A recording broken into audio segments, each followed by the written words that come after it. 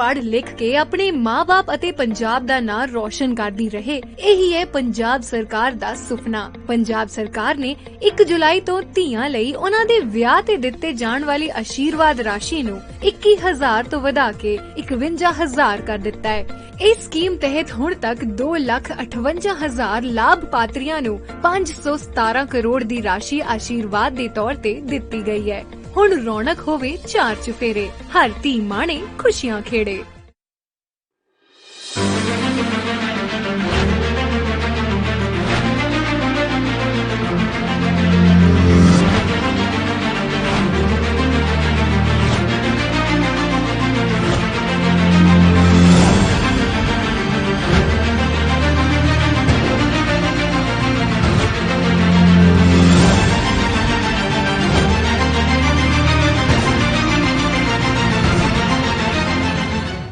उत्तर प्रदेश में जहां आतंकी हमले को देखते हुए कई आतंकवादियों की उत्तर प्रदेश पुलिस ने धरपकड़ की थी और पूछताछ भी जारी है। ऐसे में मध्य प्रदेश के गृह मंत्री नरोत्तम मिश्रा ने इंदौर और पूरे मध्य प्रदेश को भी रेड अलर्ट घोषित किया था, जिसके बाद लगातार पुलिस प्रशासन सख्त नजर आ रहा था और इस पर पैनी नजर रखते हुए नजर कर रहा था। लेकिन जहां अगर कोरोना काल के बाद की बात करें तो हालांकि पूरे देश भर में साइबर क्राइम लगातार बढ़ता नजर आया और कुछ ऐसा ही मामला अगर साइबर की बात करें तो एक बड़ी घटना जहां पर सामने आई। इंदौर पुलिस के ही पेज के कॉन्टेक्ट अस पेज को कुछ पाकिस्तानियों द्वारा हैक कर लिया गया और वहां पर मोहम्मद बिलाल और फ्री कश्मीर का मांग करते हुए एक वहां पर मोनो लगा दिया गया, जिसके बाद हालांकि इंदौर पुलिस इस पर एक्शन मोड पे आया और कुछ चंद घंटों बाद ही इंदौर पुलिस ने हालांकि इस पेज को रीएक्टिवेट कर दिया। लेकिन अपने आप में साइबर की दुनिया में जहां लगातार पूरे देश भर में कोरोना काल के बाद क्राइम बढ़ रहा है और ऐसे में इंदौर पुलिस की ही एक पेज को जो कॉन्टेक्ट अस पेज है उसको हैक कर लेना कहीं ना कहीं यह साबित करता है कि साइबर की दुनिया में लगातार जिस कदर क्राइम बढ़ रहा है, ऐसे में बड़ी घटना को साइबर के जो क्राइम है वो लगातार इस बड़ी घटना को अंजाम दे रहे हैं और कहीं ना कहीं पुलिस विभाग भी इस पर असफल नजर आ रहा है। और कुछ ऐसा ही मामला पाकिस्तानियों द्वारा किया गया है, जहां पर इंदौर पुलिस के पेज को कॉन्टेक्ट अस पेज को ही कई पाकिस्तानियों द्वारा मोहम्मद बिलाल और फ्री कश्मीर की मांग करते हुए वहां पर हैक कर लिया गया। हालांकि कुछ चंद घंटों बाद इस पेज को इंदौर पुलिस ने रीएक्टिवेट कर लिया और इस पर जहां इंदौर में भी मुख्यमंत्री और गृह मंत्री ने लगातार जो है उत्तर प्रदेश में जिस कदर आतंकवादियों की धरपकड़ की गई है, उसके बाद इंदौर पुलिस ने भी और इंदौर पुलिस को सख्त निर्देश दिए थे। इंदौर पुलिस की एक वेबसाइट को हैक किया गया है, जिसपे कई आपत्तिजनक उसमें बातें भी लिखी हैं, लेकिन उस पूरे मामले को पुलिस ने गंभीरता से लिया है। तत्काल संज्ञान में आते ही उस पूरे साइट को ब्लॉक कर दिया गया है और साथ ही साथ उसके सुरक्षा जो मानक हैं उनको अपग्रेड किया जा रहा है। साथ ही साथ उसमें प्रकरण पंजीबद्ध किया जा रहा है और आईपी एड्रेस के आधार पर जो भी आरोपी हैं उनकी पहचान सुनिश्चित करके उसमें कार्रवाई की जाएगी। इसमें आईपीसी की धाराओं और साथ ही साथ आईटी एक्ट की धारा 4366 आईटी एक्ट के अंतर्गत भी। और इंदौर की बात करें तो यहाँ पर भी रेड अलर्ट जोन घोषित किया गया है और पैनी नजर की जा रही है। लेकिन अचानक से अब इंदौर पुलिस के ही पेज को कहीं ना कहीं इस तरह से हैक करना एक तरह से कहीं ना कहीं इंदौर पुलिस की कुछ न कुछ कमियां भी उजागर करता है। एएनबी न्यूज के लिए वीडियो जर्नलिस्ट अनिल चौधरी के साथ गणेश तिवारी।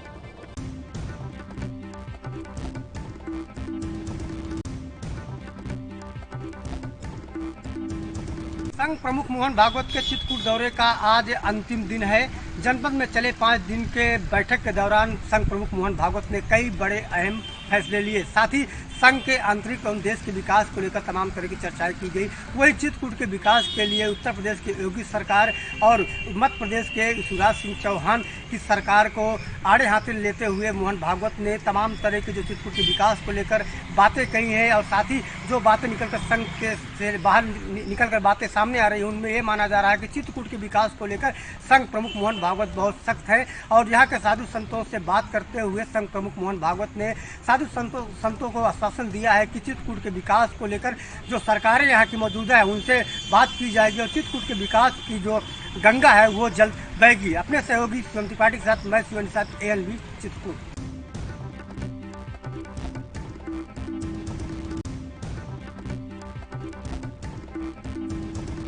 कासगंज जनपद में 1.5 वर्ष से बंद ओपीडी बुधवार से शुरू की जाएगी।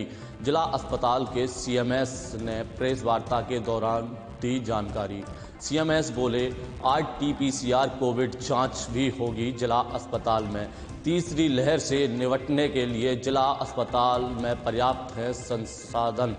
आपको बता दें, कासगंज जनपद में कोविड की तीसरी लहर को लेकर जिला प्रशासन पूरी तरह से मुस्तैद है, जिसको लेकर स्वास्थ्य विभाग ने भी अपनी तैयारी पूरी कर ली है। जिस तरह से जिला अस्पताल की ओपीडी बुधवार से शुरू कर दी जाएगी, उसके साथ ही यहां पर जांचें भी शुरू कर दी जाएंगी।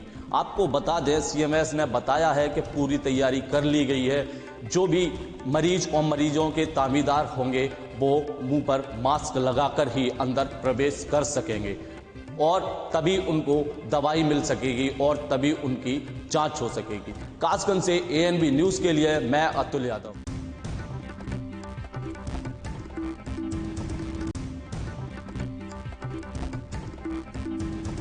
कानपुर जिले में देर रात पुलिस की बदमाशों के साथ मुठभेड़ हो गई।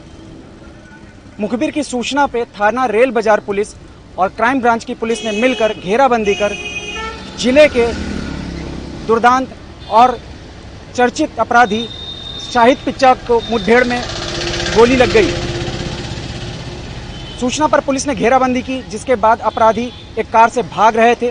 पुलिस के रोकने के बाद अपराधियों ने पुलिस पर फायरिंग कर दी। फायरिंग के बाद पुलिस ने भी जवाब फायरिंग से ही दिया, जिसके चलते शाहिद पिच्चा और उसके साथी अनस को पैर पे गोली लग गई, जबकि उसका तीसरा साथी फरार हो गया। फिलहाल पुलिस ने दोनों अपराधियों को उपचार के बाद जेल भेज दिया है। कैमरा पर्सन सत्यम कुमार के साथ अनुज तिवारी, एनबी न्यूज, कानपुर।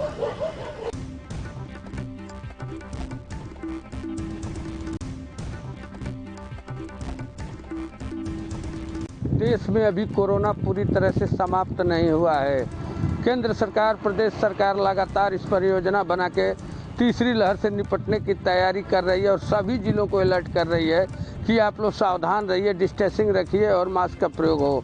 लेकिन देवरिया जनपद ऐसा जनपद है जहां आपको देखकर यहाँ के सीन को एक हैरानी होगी कि यहाँ लोग मास्क तो लगा ही नहीं रहे हैं, डिस्टेंस भी नहीं कर रहे हैं। हम सीधी तौर से बात करते हैं देवरिया के बाज़ारों की, जहाँ पे खुले बाज़ार, उसके बाद लोग फिर अपनी मनमानी पर उतर आए हैं और निश्चित तौर से देवरिया के लिए शुभ संकेत नहीं है। जैसा कि तीसरी लहर से सबको एक पहले से ही डर सता रहा है, चाहे वह देश के बड़े चिकित्सक हों या देश के संभालने वाले प्रधानमंत्री या मुख्यमंत्री हों। लेकिन उसके बाद भी देवरिया में जिला प्रशासन इस पर कार्रवाई क्यों नहीं करता?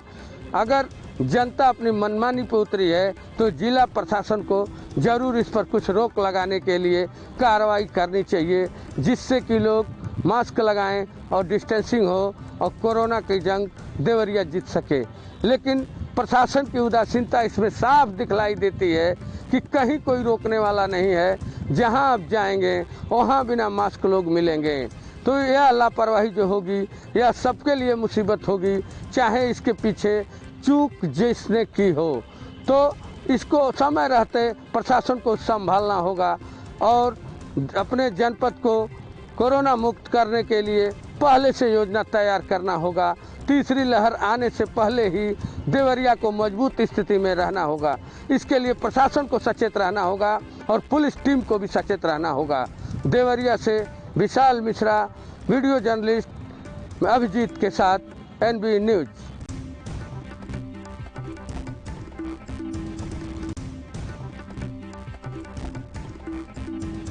उत्तर प्रदेश में 2 आतंकवादी पकड़ने के बाद उज्जैन के विश्व प्रसिद्ध बाबा महाकाल मंदिर को भी हाई अलर्ट घोषित कर दिया गया है।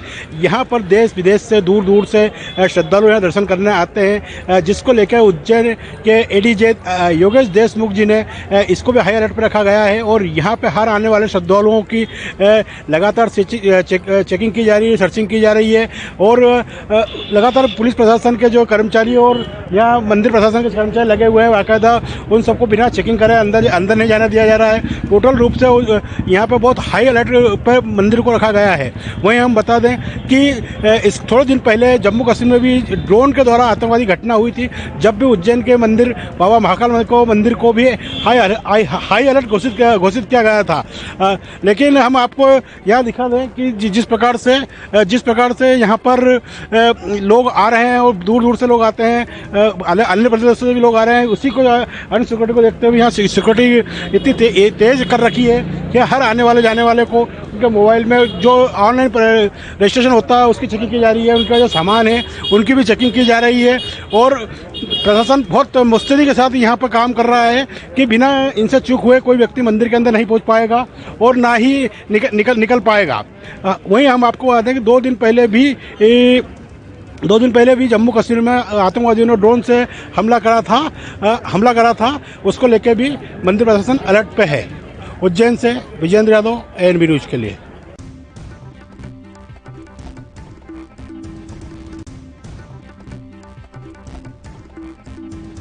गाजियाबाद में नगर निगम द्वारा बुलाई गई बोर्ड बैठक की मीटिंग में हंगामे के दौरान 1197 करोड़ का बजट पास कर दिया गया है। जब नगर आयुक्त से बात की गई तो नगर आयुक्त का कहना है कि मुख्यमंत्री की मंशा के अनुसार यह स्मार्ट सिटी की तरह गाजियाबाद को भी बनाया जाएगा। अब यह देखना होगा कि कितनी जल्दी यहाँ पर विकास कार्य होंगे। लेकिन विपक्ष ने कई आरोप भी इस मीटिंग में लगाए, लेकिन अंत में सहमति के संग बोर्ड मीटिंग सफल रही। गाजियाबाद से कैमरा पर्सन सोनू के संग मैं परवीन अरोड़ा, ANB न्यूज के लिए।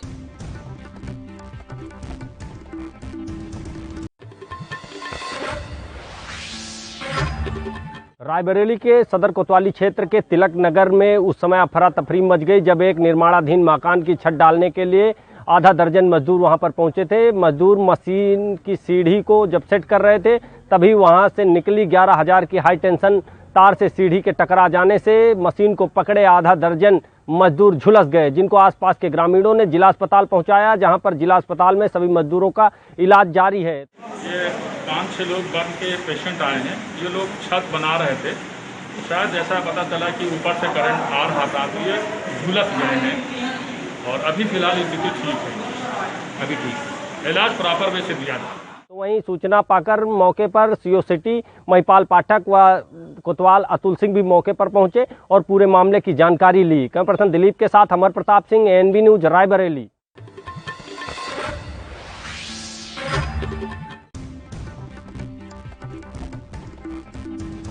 झांसी जिले में पिछले 2 दिनों में हुई बारिश के साथ साथ आकाशीय बिजली गिरने से 6 ग्रामीणों की मौत हो गई। वहीं आधा दर्जन से अधिक जानवरों को भी बिजली की चपेट में आ गए और उनकी भी मौत हो गई। 12 तारीख और 12 तारीख जो तेज बारिश जो हुई थी, इसके दौरान जो लाइटनिंग और थंडर स्टॉर्म्स हुआ था, उसको देखते जनपद में 6 जनहानि और 6 पशुहानि हुई है। 11 तारीख में 2 जनहानि और 12 तारीख में 4 जनहानि और 11 तारीख में 2 पशुहानि और 12 तारीख कम से कम। आपको बता दें कि झांसी जिले के मऊरानीपुर तहसील के ठाकुरदास, टैरौली के श्री प्रकाश, मौट तहसील के विनोद सहित झांसी के हुकुमचंद, भागीरथ और कस्तूरी देवी बारिश के साथ साथ आई आकाशीय बिजली की चपेट में आकर अपनी जान गंवा चुके हैं। वही आकाशीय बिजली ने जानवरों को भी अपना शिकार बना लिया। इस आपदा में जान गंवा चुके लोगों की मदद के लिए झांसी जिला प्रशासन आगे आया और तुरंत प्रदेश सरकार के पास इनकी मौतों के आंकड़े भेजना शुरू कर दिए, जिससे मृतक परिवार को समय से सरकार द्वारा घोषित मुआवजा मिल सके। वीडियो जर्नलिस्ट के साथ Mohammad Shahzad, ANB news, Jhansi.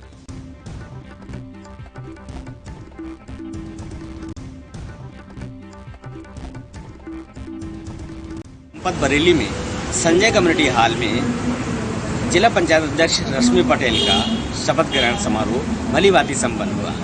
DM Bareilly Nitish Kumar ने जिला पंचायत अध्यक्ष रश्मि पटेल को भलीभांति शपथ ग्रहण कराई।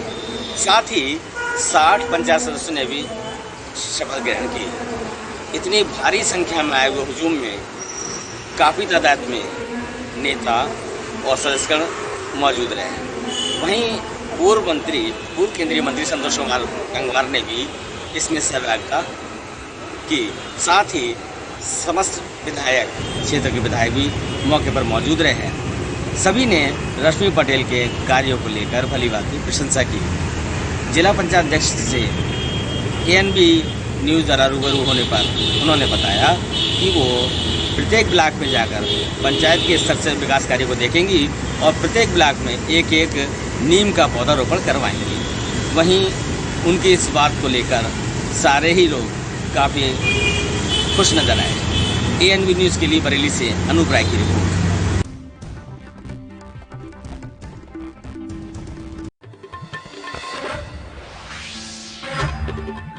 एक ऐसा अनोखा मामला सामने निकल कर आया है जिसमें जिंदा व्यक्ति को खुद को जिंदा साबित करने के लिए खासी मशक्कत करना पड़ रही है। दरअसल पूरा मामला शिवपुरी जिले की खनिया दाना तहसील के गांव काली पहाड़ी का है, जिसमें रहने वाले शेर सिंह यादव नामक एक व्यक्ति को खुद को जिंदा साबित करने के लिए काफ़ी मशक्कत करना पड़ रही है। दरअसल 8 साल पहले सेक्रेटरी की गलती की वजह से समग्र आईडी में शेर सिंह को मृत घोषित कर दिया था, जिसकी वजह से शेर सिंह लगातार 8 वर्षों से जिले में आकर अधिकारियों से ये गुहार लगा रहा है कि उसकी समस्या का समाधान किया जाए। वहीं आज एक बार फिर शेर सिंह ने जिले में आकर अधिकारियों से एक बार फिर गुहार लगाई है कि उसकी समस्या का समाधान कराया जाए। वहीं इसको लेकर एडिशनल सीईओ जिला पंचायत ने ये भरोसा दिलाया है कि इसकी समस्या का जल्द से जल्द निपटारा कर दिया जाएगा। कैमरामैन शाकिर के साथ एएनबी न्यूज़ के लिए जकी खान की रिपोर्ट।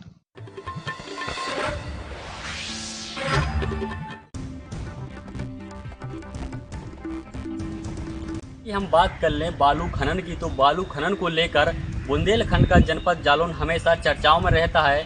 वहीं आपको बता दें कि जनपद जालौन की जिलाधिकारी प्रियंका निरंजन के नेतृत्व में आज बालू माफियाओं पर प्रशासनिक हंटर चला। वहीं आपको बता दें कि जनपद जालौन के मुख्यालय औरई व विकास खंड के डकोर के अलग अलग क्षेत्रों में बालू के अवैध डंप लगाए गए हैं, जहां पर जिलाधिकारी प्रियंका निरंजन व सिटी मजिस्ट्रेट सुनील कुमार शुक्ला ने पहुंचकर वहां पर कार्रवाई की।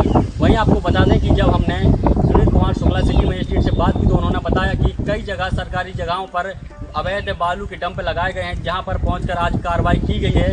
वहीं लगातार अभियान चलाए जा रहे हैं जिससे अवैध खननों पर अंकुश लगाया जा सके। ANB news Mayank Rajput Jalaun.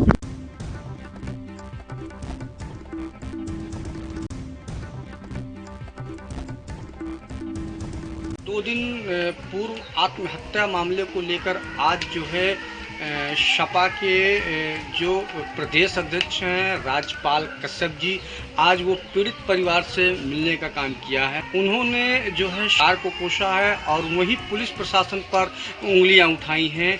जैसा कि बता दें कि 2 दिन पूर्व जो है पहले एक सुधा रैकवार महिला थी जो बांदा में अपने बेटे के अपहरण को लेकर वो बांदा पुलिस के पास कोतवाली नगर में गई थी कि मेरे बेटे का अपहरण हो गया है। उस मामले को लेकर पुलिस ने सुनवाई उनकी नहीं की थी, जिससे वापस घर आने पे उसने आत्महत्या कर ली थी, जिसको लेकर आज उस पीड़ित परिवार से समाजवादी पार्टी के तमाम नेता मिलने का काम किया है और उनको सांत्वना दिया है। आपको बता दें कि बांदा में लगातार समाजवादी पार्टी उनसे मिलने का काम कर रही है और उनको जो है धीरज बंधा रही है कि परेशान न होइए, कहीं ना कहीं जो है बीजेपी सरकार आपके साथ गलत कर रही है, पुलिस प्रशासन गलत कर रही है, आपकी सुनवाई नहीं हो रही है।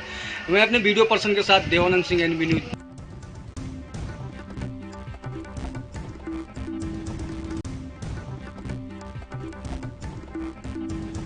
थाना क्षेत्र के सारी गांव में उस समय हड़कंप मच गया जब दबंग ने महिला और उसके पति को लाठी डंडे से पीटा। मामला जमीनी विवाद से जुड़ा हुआ बताया जा रहा है। सोशल मीडिया पर वीडियो जमकर वायरल हो रहा है। वीडियो को संज्ञान में लेते हुए पुलिस ने मुकदमा दर्ज कर आरोपी को गिरफ्तार कर जेल भेजने की तैयारी में जुट गई। देखिए, एक महिला ई रिक्शा चालक है, प्रज्ञा देवी नाम उनका, और वो सारीपुर जनपद मिर्जापुर थाना कोतवाली शहर के निवासी हैं। उनके पड़ोसियों से आबादी की जमीन का झगड़ा है जिसके संबंध में उनसे मारपीट हो रही है। वो उसके आधार पर अभियोग दर्ज कर लिया गया है और उनकी लिखित तारीख पर अभियोग दर्ज किया गया है और तहरीर के आधार पर जो अभियोग दर्ज किया गया है आईपीसी के तहत, उसमें संबंधित व्यक्ति जो मारपीट में शामिल है उसकी गिरफ्तारी। मिर्जापुर से एनबी न्यूज संवाददाता रामकुमार सिंह।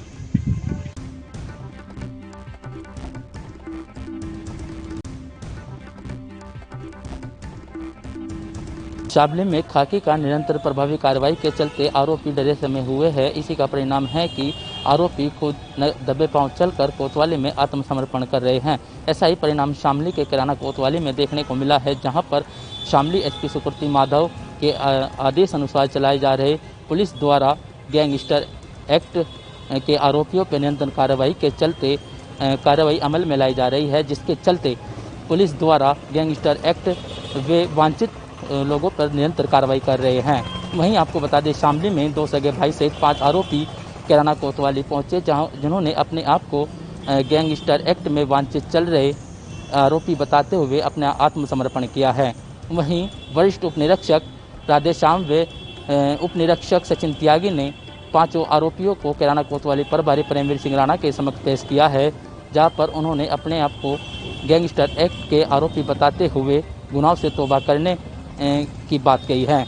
वहीं पुलिस ने 5 आरोपियों को गिरफ्तार कर वैधानिक कार्रवाई शुरू कर दी है। वीडियो जर्नलिस्ट आजाद के साथ दीपक कुमार, ANB न्यूज शामली।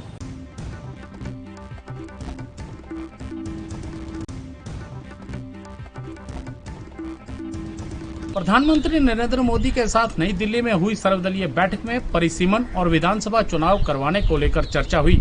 उसी को लेकर आयोग ने अपनी 4 दिनों में कवायद पूरी कर ली, लेकिन इसी के साथ सत्ता पक्ष भाजपा व विपक्ष और जम्मू आधारित पार्टियां ये जमकर आवाज उठा रही हैं कि 2011 की जनगणना के आधार पर परिसीमन करना जम्मू के साथ न्याय उचित नहीं होगा।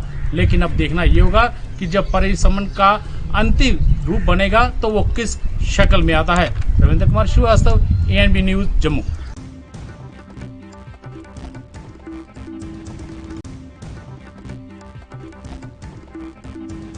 सहारनपुर पुलिस को एक बार फिर बड़ी कामयाबी मिली है। सहारनपुर वरिष्ठ पुलिस अधीक्षक डॉक्टर एच चन्नप्पा द्वारा अपराधियों के विरुद्ध धरपकड़ अभियान चलाया जा रहा है। वहीं बात अगर करें सहारनपुर की, थाना कोतवाली सिटी और SOG टीम द्वारा मुखबिर की स्टिक सूचना पर एक बड़ी फैक्ट्री का भंडाफोड़ किया है, जहां पर अवैध तमंचे बनाए जा रहे थे, जहां पर देसी पिस्टल बनाई जा रही थी। नगर कोतवाली ने 3 अभियुक्तों को गिरफ्तार किया है। गिरफ्तार करने के बाद उनसे पूछताछ की जा रही है। सहारनपुर क्राइम ब्रांच और थाना कोतवाली सिटी द्वारा एक अवैध अस्त्र शस्त्र बनाने वाले गैंग को पकड़ा गया है और इनके पास से काफ़ी मात्रा में जो अवैध असला बरामद हुए हैं। इसमें 2 पिस्टल है और 12 तमंचे हैं और इसके साथ साथ इनका जो बनाने वाला उपकरण सभी बरामद हुए हैं। सहारनपुर से शहजाद अंजुम, ANB न्यूज।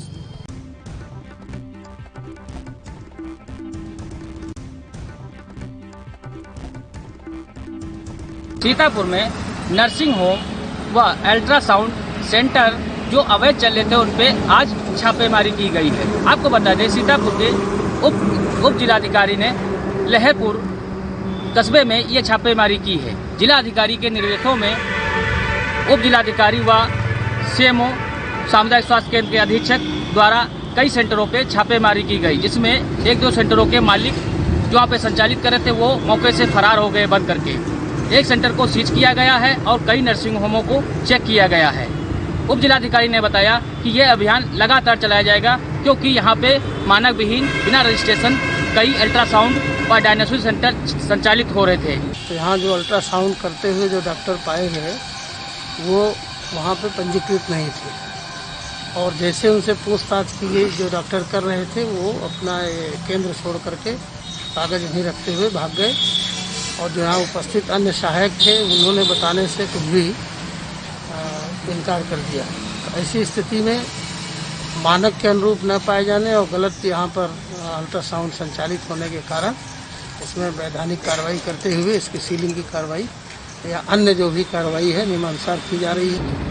और आपको बता दें, सीतापुर जनपद में अधिकतर में कई नर्सिंग होम ऐसे संचालित हो रहे हैं जिनके ना ही लाइसेंस बनी है, और पूर्णतया मानकहीन है, मगर अभी तक उन पर कार्रवाई नहीं की गई है।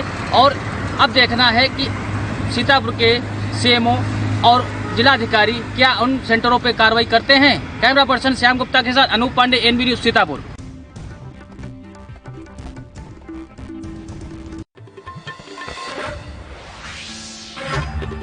मुंबई के एनएम जोशी पुलिस स्टेशन ने 3 ऐसे साथी चोरों को गिरफ्तार किया है जो गैस सिलेंडर की चोरी कर उनके महंगों दामों में बेचने का काम करते थे।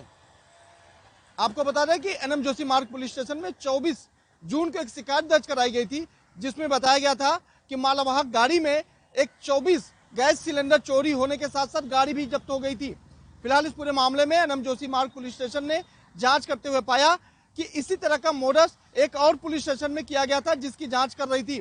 फिलहाल वह कार मुंबई के अंधेरी इलाके से बरामद की गई है, जिसमें गैस सिलेंडर बरामद के साथ साथ 3 लोगों की गिरफ्तारी भी हुई है। फिलहाल यह मालूम पड़ा है कि यह उन्हीं इलाकों में गैस सिलेंडर लाके देते थे जहां पर पूरे दस्तावेज नहीं होते थे, लिहाजन दस्तावेज नहीं होने के कारण गैस सिलेंडर को महंगे दामों में बेचने का काम करते थे।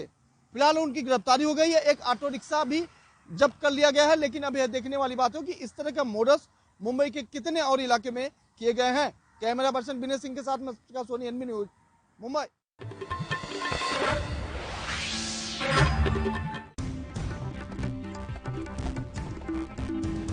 मध्य प्रदेश के रीवा जिले में इन दिनों बिजली विभाग की मनमानी और अघोषित बिजली कटौती से किसान और ग्रामीण दिन प्रतिदिन परेशान होते चले जा रहे हैं, लेकिन इस बात की चिंता ना तो शासन को है और ना ही प्रशासन को है। शासन और प्रशासन के द्वारा लगातार बिजली विभाग की अघोषित बिजली कटौती को अनदेखा किया जा रहा है, लेकिन किसानों की खेती का समय इन दिनों आ चुका है और रोपाई का समय आ गया है। लेकिन रोपाई के लिए किसानों को पानी की आवश्यकता पड़ती है। पानी के लिए किसानों का मोटर चलना बेहद जरूरी है, लेकिन मोटर तभी चलेगा जब बिजली रहेगी। लेकिन इन दिनों बिजली विभाग की मनमानी के कारण लाइट आ ही नहीं रही है। बिजली विभाग की इतनी ज्यादा मनमानी बढ़ गई है कि कभी भी किसी भी समय बिजली को काट दिया जाता है, और जब बिजली दिया भी जाता है तो सिर्फ एक फेस में दिया जाता है, जिस कारण से ग्रामीण और किसान परेशान हो रहे हैं। कोरोना के समय की अगर बात की जाए तो कोरोना के समय में किसानों ने अपनी अहम भूमिका निभाई थी। किसानों के द्वारा लगातार अन्न का उत्पादन किया गया और अन्न देश के हित में सप्लाई किया गया, लेकिन सरकार को इस बात की कतई चिंता नहीं है और लगातार घोषित बिजली कटौती जारी है, जिस संबंध में आज रीवा के अवहिया स्थित बिजली कार्यालय में संयुक्त किसान मोर्चा के द्वारा धरना दिया गया और ज्ञापन सौंपा गया। मुख्य अभियंता को ज्ञापन सौंपते हुए संयुक्त किसान मोर्चा के द्वारा बोला गया कि जल्द से जल्द बिजली विभाग की अघोषित बिजली कटौती और मनमानी पर रोक लगाया जाए और ग्रामीण क्षेत्रों में जो तार पुराने हो चुके हैं उन्हें चेंज करवाया जाए। हाल ही में देखा गया था, कुछ दिन पूर्व कांग्रेस के द्वारा भी साइकिल यात्रा निकाली गई थी और घोषित बिजली कटौती को लेकर यह मांग की गई थी कि जल्द से जल्द विद्युत विभाग की व्यवस्थाओं को सुधार किया जाए। एएनबी न्यूज के साथ संवाददाता विजय त्रिपाठी, रीवा।